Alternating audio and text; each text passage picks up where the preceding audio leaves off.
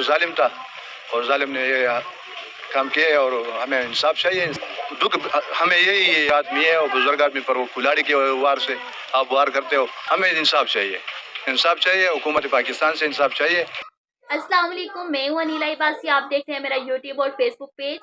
पेशावर के इलाके पिंडू रोड पर एक बुजुर्ग शहरी को कुल्हाड़ी की वारें करके कत्ल कर दिया गया। 60 से 65 साल ये बुजुर्ग की उम्र थी। इनको ऐसी कौन सी दुश्मनी थी कि एक लड़के ने इन्हें 20 सड़क में 65 साल की इनकी उम्र थी, कुल्हाड़ियों की वारें करके उसी जगह पर कत्ल कर दिया। और कत्ल हुआ उसके बाद ये काफ़ी टाइम उसी तरह ज़ख्मों की हालत में पड़े रहे और किसी ने इनकी हेल्प नहीं की और पुलिस के आने तक वहाँ पर पड़े रहे। और जब पुलिस आई फिर इन्हें हॉस्पिटल लेके गए और वहाँ पर ये दम तोड़ गए थे। वैसे इन्होंने तो वहाँ पर उसी सड़क पर ही दम तोड़ दिया था, लेकिन फिर भी इन्हें हॉस्पिटल लेके गए पोस्टमार्टम के लिए।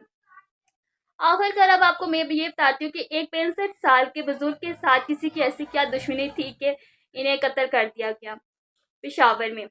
ये ईशा का टाइम था, एक नमाजी थे ये बुजुर्ग और ईशा की नमाज के लिए जाते हैं, घर से निकलते हैं और अगली गली में जाते हैं। और जो मुल्ज़िम है आदिल, वो इनकी रास्ता देख रहा होता है और वहाँ पर छुप के बैठा हुआ होता है कि कैसे वो आएंगे और उसी जगह पर उनको वार किया जाएगा।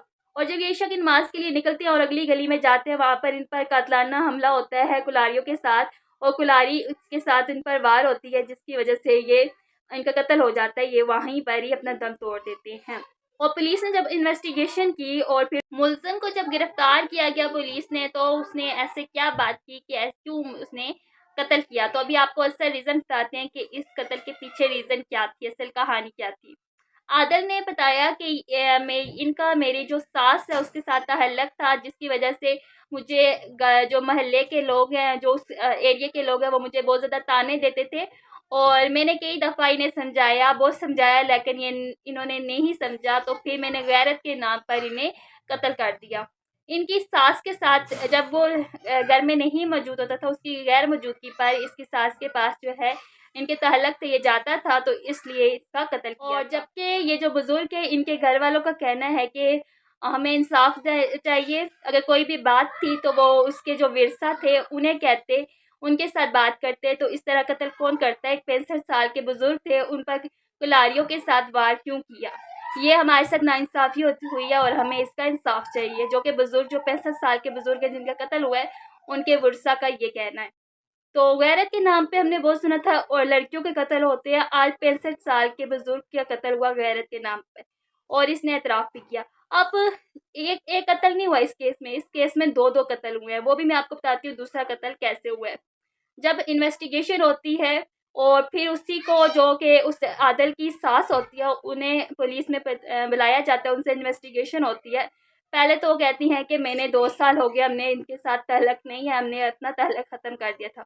लेकिन पुलिस ने जब डेटा निकाला, तो उसके थ्रू तो ये था जिस दिन बरोज़े वक़ूआ, जिस दिन ये वक़ूआ पेश आया, ये हादसा हुआ, मतलब उसका कत्ल हुआ बुज़ुर्ग का, उस दिन भी इस खातून का उनके साथ राब्ता था।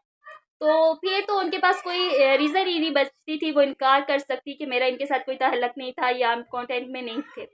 तो फिर जब औरत ने पहले एक्सेप्ट भी किया थाने में कि आया हमसे गलती हुई है, मुझे पता है, मैं मानती हूँ मुझसे गलती हुई है। तो लेकिन उसके बाद ऐसा क्या हुआ कि उस औरत ने भी सुसाइड कर लिया।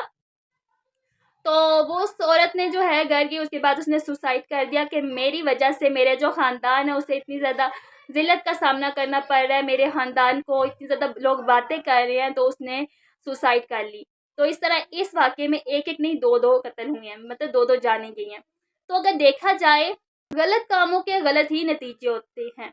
एक तो वो बुज़ुर्ग थे, उन्हें नहीं चाहिए था किसी भी गैर महरम के साथ वो कोई भी राब्ता रखते, कोई भी तहल्लुक़ रखते। तो एक वो भी उनके भी बच्चे थे, उनका दामाद था, तो उनके होते हुए तो क्यों ऐसे ताल्लुक़ रखते हैं? ये एक केस नहीं है। गैरत के नाम पे हज़ारों कत्ल हो गए, लेकिन फिर भी जो है ना, ये लोग सुधरते नहीं हैं। बट कहते हैं ना, गलत कामों के गलत ही नतीजे होते हैं। ख़ैर वो दोनों तो मर गए, लेकिन बाद में उन्होंने तो, एक ने सुसाइड करी, दूसरे का कत्ल हो गया। लेकिन पीछे जो उनकी नस्ल है, उनको तो इस चीज़ का खमियाज़ा जो है, इसके इफ़ेक्ट जो है उन पर पड़ते रहेंगे। जब तक वो है, क्योंकि लोगों की बातें भी हैं, सब कुछ है ना। अब जो उस बुजुर्ग के वर्सा है, उनका तो ये कहना है कि ये तो इल्ज़ामात हैं, ये तो शक है, ये इल्ज़ामात है, ऐसी वैसी बात नहीं थी। अगर ऐसी वैसी बात थी तो इनका काम था हमें पहले बताते, उनके विरसा को बताते, तो इस तरह उन्होंने कत्ल क्यों किया। अब समझ नहीं आता कि क्योंकि मरने वाला तो मर गया, दूसरे भी, लेकिन जो कॉल डेटा निकला उसके थ्रू तो उनकी बात होती थी, तहल्लुक होते थे, और काफ़ी टाइम से इनका तहल्लुक था। तो देखना ये था, अगर गैर महरम से रखना ही तरह गुनाह है ना। जब आप गुनाह का रास्ता अपनाएँगे तो आपको आगे से उसका जो नतीजा वो भी गलत ही मिलेगा।